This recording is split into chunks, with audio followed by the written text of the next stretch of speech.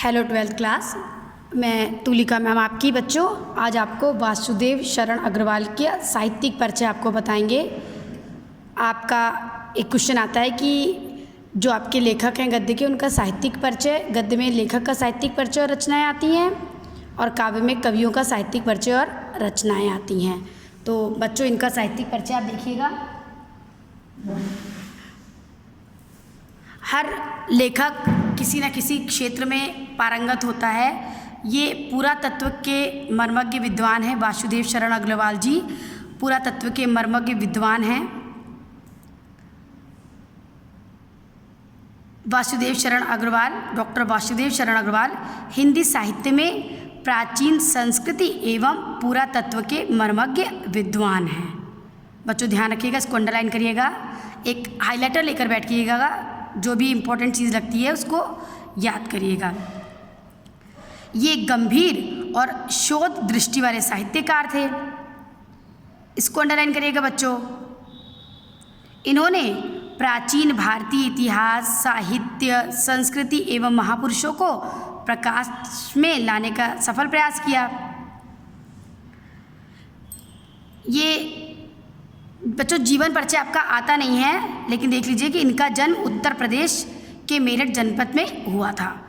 तो आपका बच्चों जीवनी लिखने को नहीं आती, साहित्यिक परिचय लिखने को आता है। आप साहित्यिक परिचय लिखिएगा।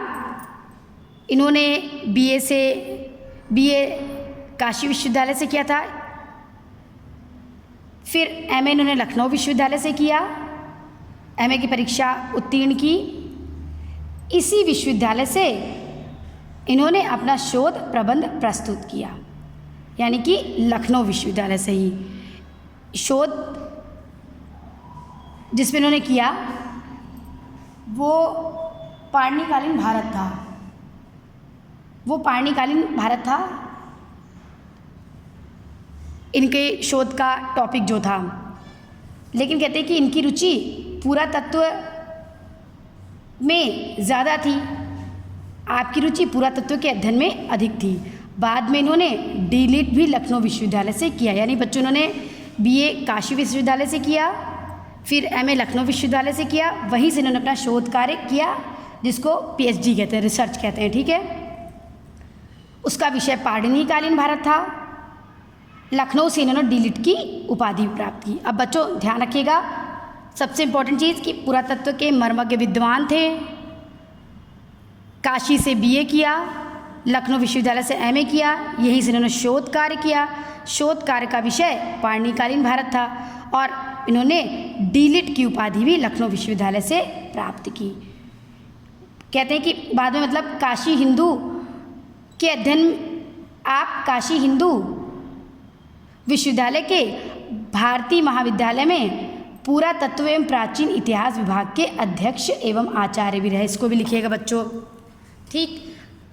कई भाषाओं को इनको ज्ञान था, पाली, संस्कृत, अंग्रेजी। इन्होंने लखनऊ और मथुरा के पुरातत्व संग्रहालयों में निरीक्षक के पद का कार्य किया। ये भी ध्यान रखिएगा बच्चों, लखनऊ में ही उन्होंने एमए किया, वहीं से शोध कार्य किया, वहीं से डीलिट की उपाधि प्राप्त की। और कहते हैं लखनऊ और मथुरा के पुरातत्व संग्रहालयों में निरीक्षक के पद पर कार्य किया।